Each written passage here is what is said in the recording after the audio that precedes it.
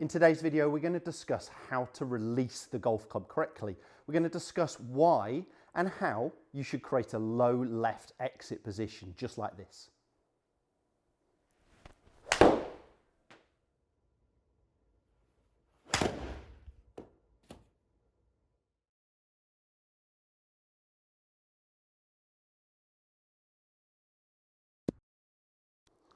So as mentioned there in the intro, what we're going to be discussing is the release, how to create this low left exit. Now, low and left is correct for right-handed player, the opposite way around for a lefty. So we're talking about trying to get the club to work on an inside path through the golf ball. A lot of people don't think that's overly important, and I get a lot of misconception. A lot of golfers I coach, when I see them swinging this way, I ask them why, and they're actually trying to swing down the target line. Because our body is rotating, our hand path should work more inwards, the club should work more inwards. Why do we want to create that? Well, we create some more stability over the club face. The toe of the golf club is going to be moving quicker than the heel into impact to help close the club face position. But if we stall our body, we use a lot of hands, and then it becomes very tough to control the face. We can generate some speed from there, but we'll really struggle to manage the club face. We tend to hit more inconsistent strikes. What we want to see is the club working on an in to square to in path. It might, depending on what shot shape we're trying to hit, we might try and swing a little bit more in to out or out to in, but we'd still want quite a similar release pattern where the club is still working on an inside arc on the way through, being more body dominated rather than the hands flipping. So the hands get active when the body is inactive.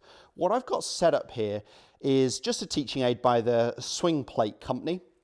Now you could just simply push a couple of alignment sticks stuck together or bamboo canes shoved into the ground.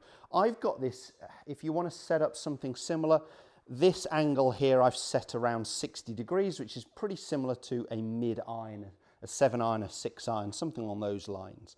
And I've got it around 18 inches ahead of my golf ball. That part doesn't really matter, but it's got to be close enough that it is in my way, that I would hit it if I went wrong. And if I put this club across my sternum, you can see that my sternum is about in line with sort of 3/4 the way up this stick. And it's just giving me the sensation that I've got to work my arms a little bit more inwards. If I was working too much down the target line, I would actually hit the swing plate. So I'd probably hit it actually more with my arms at about 3/4 the way through. I want to get that sensation that my arms are working a little bit more inwards. Now, I don't want to mismanage this. I don't want to create a really out to in path to miss this. I still want the club to be swinging from in to square to in. So what I'd start with is some small movements, and I'd just use a couple of alignment sticks. So I'm going to put one behind my golf ball, and it's going to be somewhere between my toe line and the ball to target line, and you can see it is pointing visually more out to the right of the target, and then I'm putting one ahead of me in a similar position, pointing now more to the left. And I'm just trying to get the sensation the club is working on this inside line, on this orange tour stick here, back to the golf ball, and then on this red tour stick on the way through, again, it's pointing to the left. The angles of these are irrelevant. If you're on a driving range mat, a good idea actually is take a bit of chalk along. I'm sure they won't mind. It would rub off very, very quickly. You could draw on the target line. And then you could draw on a curved line, which is going to be your swing arc that we want the club moving on. I've exaggerated with these tour sticks because most golfers, they need to feel an exaggerated motion.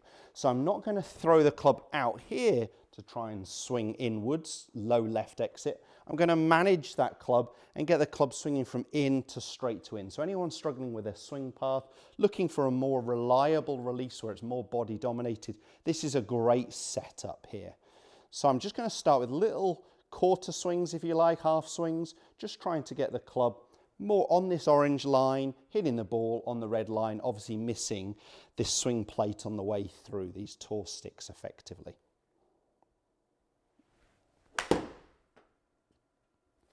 And what you can see with a ball flight there is I'm getting something pretty neutral. I'd love you to hit a little push draw or quite a neutral flight from there.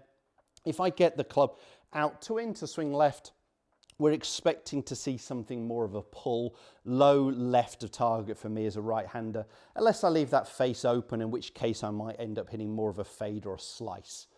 So we're going to try and get the club on this orange tour stick, hitting the ball, exiting more on this red tour stick, which clearly helped me miss the canes in the ground here that I've got in front of me.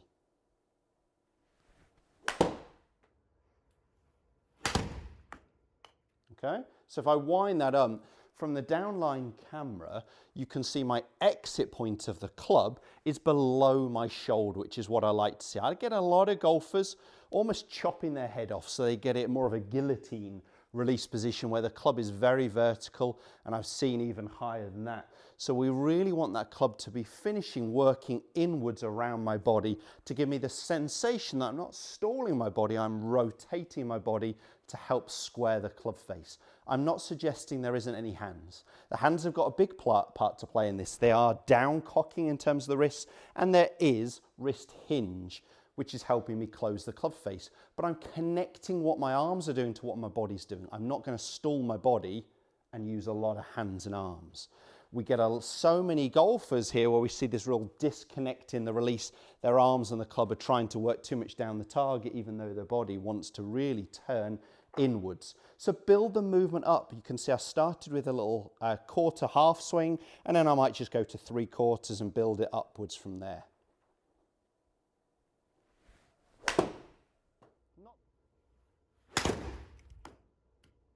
Not the best strike, but still got a very neutral ball flight. Still got the feeling that I dropped the club on the inside and clearly missed the cane here that is really for my arms on the way through. Now, the only thing we've got to, and we're not going to discuss it too much today, the only thing we've got to make sure with this body release pattern is that we manage the club face in the downswing. And all I mean by that is if that face was excessively open, which is the toe up in the air, or actually the face pointing up in the air, we're really going to have to work very hard. So we need extremely good body rotation. The likelihood is the player will stall their body and flip their hands, the easier way to do it. But that's not a good way to play the game. So we just got to make sure that we get a club face position that's closer to matching our spine angle on the downswing. Okay, so a little bit turned down if we could at this last parallel position. How do we do that?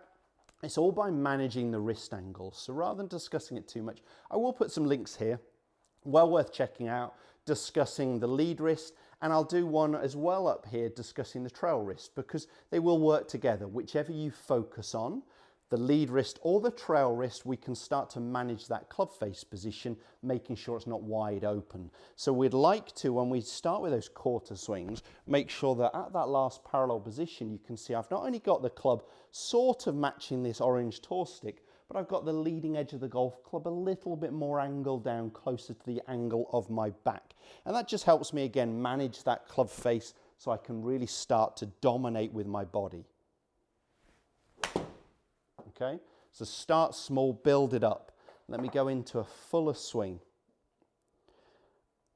Most people, when I work on this, they go, oh yeah, like Tommy Fleetwood. Absolutely, he's got a great example, doesn't he, of a real fantastic body rotation, a nice sawn off finish position. Why is it sawn off? Well, it's just that the arms stop moving at the same time as the body. There is real good body rotation. What we see with so many is their body stalls and the hands take over, and the arms tend to finish quite high. So this is going to give you that feeling of really turning your hips, turning your torso, turning your core more towards the target. Your body, remember, should actually be pointing for a right-hander parallel left of the target, the finish. You shouldn't be facing at the flag. You should actually be facing for a right-hander more to the left of the flag on the way through, because my line is set to the inside.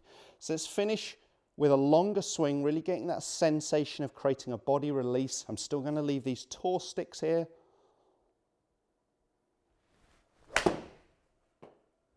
Oh, it didn't pick that one up. Maybe I had a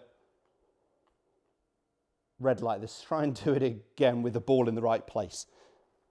Okay, It can be quite off-putting when you've got this in front of you, but it's a great way to feel that lower left exit for me as a right-handed player. So really felt like I turned my body, dominated my body. For those golfers, I get a lot of golfers actually worried about this. They go, well, I'm going to pull the ball. Remember, that's only if you're getting the club out here to start with.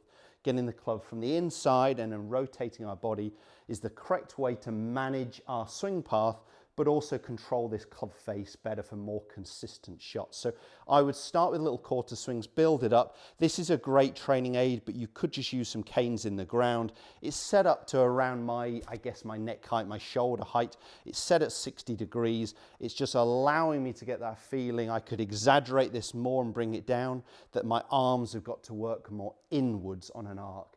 I love the idea of drawing some lines on the ground on a driving range mat, so a chalk line, where we've got a target line and an arced swing path, and just get that club traveling from in to square to in. Working on that exit position is definitely going to help you play more consistent golf. If you enjoyed the video, make sure you hit the thumbs up, share it with as many golfers as you can. And if you haven't already, please do consider subscribing to my channel, at least 2 instructional videos a week. Right now, YouTube is suggesting what video you should watch next from me, just here, that's best for you, the viewer. So click on that and take a look as well.